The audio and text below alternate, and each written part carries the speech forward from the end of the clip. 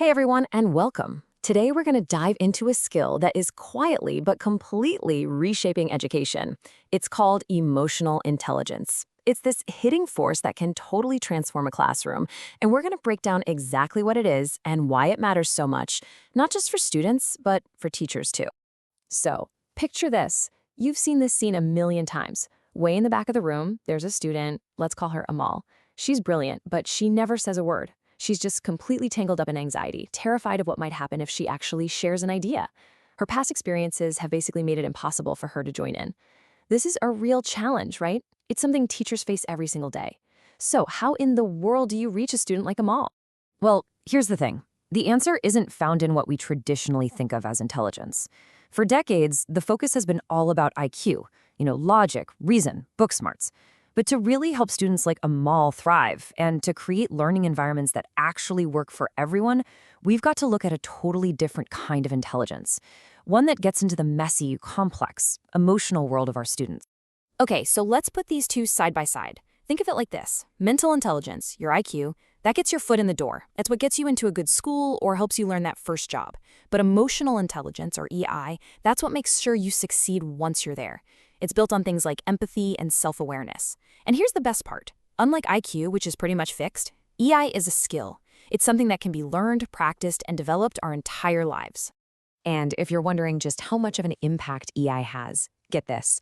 Research has shown that for leaders who are performing at the highest levels, their emotional intelligence accounts for a staggering 85% of their success. 85%! That tells you that our ability to handle emotions is a way bigger predictor of performance than just raw technical skill or being book smart. So we know it's a huge deal, but what is emotional intelligence really? Let's get into what it's all about.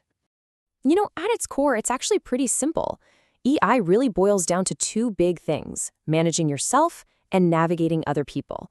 It's all about being able to handle your own feelings in a positive way, and then using that understanding to build really strong, effective relationships with everyone around you. And I love this way of thinking about it, the iceberg metaphor. It just nails it. What people see, right, the tip of the iceberg sticking out of the water, that's your intellect, your skills, your IQ. But that massive, invisible foundation underneath the surface that's actually driving the whole thing, that's your emotional intelligence. It's your self-awareness, your empathy, your motivation. It is the engine pushing everything forward. Now, to make this even more concrete, we can break emotional intelligence down into a really simple, easy-to-remember framework. Let's take a look at the 4 pillars that hold it all together. So these 4 pillars are split into 2 main areas. First, you've got personal competence. This is all about you. It includes self-awareness and self-management. And then you have social competence, which is all about how you interact with others. That's social awareness and relationship management. Let's start with personal competence, which all begins with self-awareness. This is the bedrock, really. It's about being brutally honest with yourself.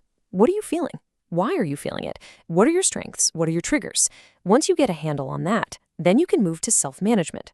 This is about taking control, right? It's about not letting your impulses run the show and managing your emotions in a healthy way. Okay, next up is social competence, and this kicks off with social awareness. This is really just another word for empathy. It's about tuning into the people around you, trying to understand what they're going through, and seeing the world from their perspective. And once you have that awareness, you can really nail the final pillar, relationship management. This is where you use that empathy to inspire people, to smooth over conflicts, and to build strong collaborative teams. Okay, so that's the theory. But how does any of this connect back to our anxious student, Amal? This is where EI stops being just a concept and becomes an incredibly powerful tool for every single teacher. Think about this idea of emotional contagion. It's so real. There's a great story about a bus driver who one day just decided to greet every single person who got on his bus with a huge, genuine smile. And you know what happened? People started smiling back. Then they started smiling at each other. The entire climate on that bus changed. A classroom is exactly the same. A teacher's emotional state is contagious. Your calm, your enthusiasm, your empathy. It sets the tone for the entire room. So how do we use this to help a student like Amal? Well, it starts with number 1, acceptance. Seeing her exactly as she is, anxiety and all, with zero judgment. From there, you build safety, creating a space where she feels secure. Then you move to inclusion, finding low-pressure ways to bring her into the fold. And finally, you create little opportunities for participation, slowly building her confidence until she feels ready to share on her own terms. Now we focused a lot on the student, but developing emotional intelligence is just as critical, maybe even more so, for the teacher. Your EI is really the key that unlocks everything else. I mean, just think about it. When you invest in your own emotional intelligence, you become a more powerful, more influential teacher. You make better decisions because you're not just using logic, you're using empathy. You handle the incredible stress of the job better, which is huge for your own well-being. You build resilience, and you create these amazing positive relationships with your students and colleagues. It is a win-win all around. So, as we wrap this up, I want to leave you with a question to reflect on. Go back to that iceberg metaphor. What's the visible part of your iceberg? The stuff you show the world every day. And maybe more importantly, what's that massive emotional foundation? Your self-awareness, your empathy, your motivations, that's lying there in the depths, driving it all.